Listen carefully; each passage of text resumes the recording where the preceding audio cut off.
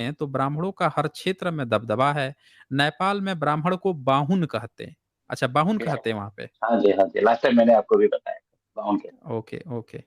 अच्छा, वो खस आपने कहा था ना कि खस कौन था? वो मैंने सर्च खस किया। नहीं, खस किरात, खस का भी कीजिए अ, और किरात का अच्छा, भी। ये दोनों पे ओके, आप ओके। अलग-अलग एक ही टाइम पे स्ट्रीम इन कीजिए या इन अलग-अलग दोनों बनाइए। को इन दोनों को मनुस्मृति जो है ना, उसके चैप्टर 10 में वहां पे लिखा है, चैप्टर 10 में, कि ये दोनों क्षत्रिय जातियां थीं, लेकिन ब्राह्मणों की ये बात नहीं मानती थी और जनेऊ और उनसे पढ़ाई लिखाई नहीं करती थी, तो इन दोनों को मतलब उनकी बातों को मानने से इनकार कर दिया, तो दोनों को शूद्र बना दिया इन लोगों ने, ब्राह्मणों ने, किरात को दोनों को, भी और खस को भी।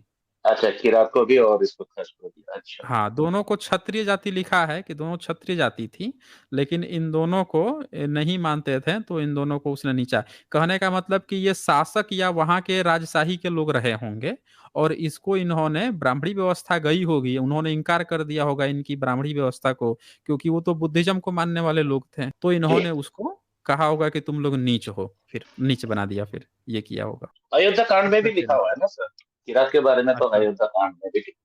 तो हम्म। वही मैंने आपसे थोड़ा वो जिक्र किया था। अभी नेपाल का जो मैंने बताया था, इसके बाद ये अभी नेपाल की एक तो ये जो नेपाल की काफी अभी आपको पता चल चुका है, और जो मैंने बताया था आपको एमसीसी, तो ये हम्म। है millennium challenge corporation Nepal compact.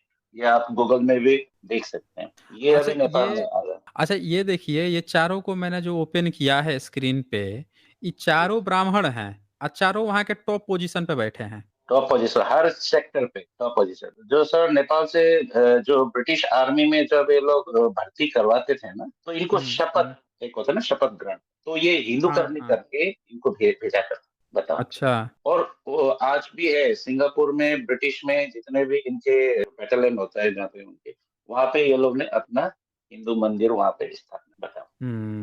मतलब ये देखिए, पुष्प कमल दाहाल प्रधानमंत्री, रामचंद्र पौडेल राष्ट्रपति, प्रभुराम शर्मा सेना प्रमुख, बताइए, सेना से लेके आई वो सब सारा यही कैप्चर किए हुए हैं। पूरा देवराज पूरा। दिविजय संसद के स्पीकर। अब नेपाल में तो ब्राह्मण भारत से घुसे होंगे ना, हाँ, वो तो इधर विदेशी है। से गए। हाँ, फिर बताइए, पूरा इसका मतलब कि नेपाल तो एक तरह से गुलाम हो गया फिर।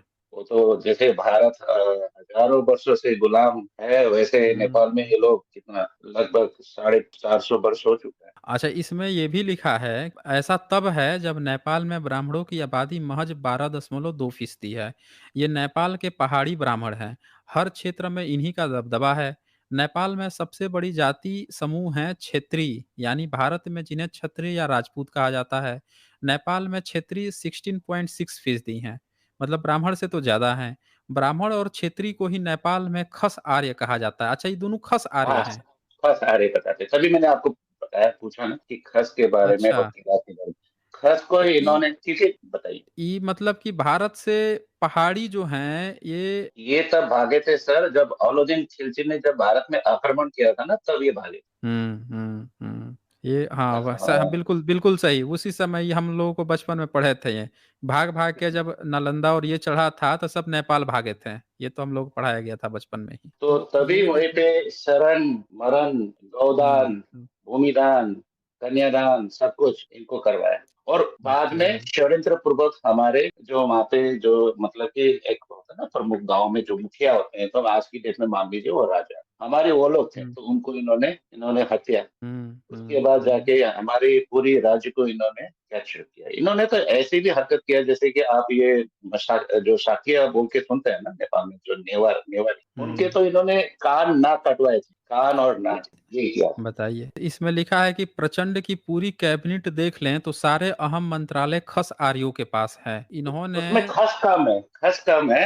खस इन्होंने हाँ। मतलब कि नीचे कैटेगरी में रखा हुआ है, ऊपर हाई लेवल में और कैबिनेट में हम्म। पूरे ब्राह्मण ही ब्राह्मण। नहीं तो ये खस आर्य अब उसी को बोल रहा है ना, कि ब्राह्मण और क्षेत्रीय का कॉम्बिनेशन को खस आर्य बोल रहे हैं, ये दोनों के कॉम्बिनेशन अब को। अब ये आप नेपाल में एक क्षेत्रीय बोल के एक अलग से कैटेगरी बनाए। खास हम्म। से क्या किया इन्होंने, क्षेत्रीय में ले गया है। क्षत्रिय तो भारत में, नेपाल में क्षेत्रीय बोल, तो ये लोग ने क्या किया है कि खास से तो क्षेत्रीय में ले गया। और फिर ये नेपाल के जो मूल निवासी जो होते हैं, तो उसमें से भी हम्म। इन्होंने कुछ उसमें क्षेत्रीय में ले ले गया है। और फिर कुछ ब्राह्मणों से जो गिरा हुआ, जो ब्राह्मणों से जो निकला हुआ, उसको भी क्षेत्रीय कैटेगरी में रखा गया। हुँ। मतलब खस की, अब इसलिए मैंने बताया ना आपको कि पूछा कि खस की इतिहास क्या है? क्योंकि खस की इतिहास देखा जाए तो ये आपका अशोका सम्राट से मिलता है। ये देखिए यहाँ पे ये जो कब्जा किया है अहम पदों पर दलित, संघीय संसद में ये 47.2% कब्जा है खस आर्य का और इसके बाद से मूल निवासी जो हैं ये 24%।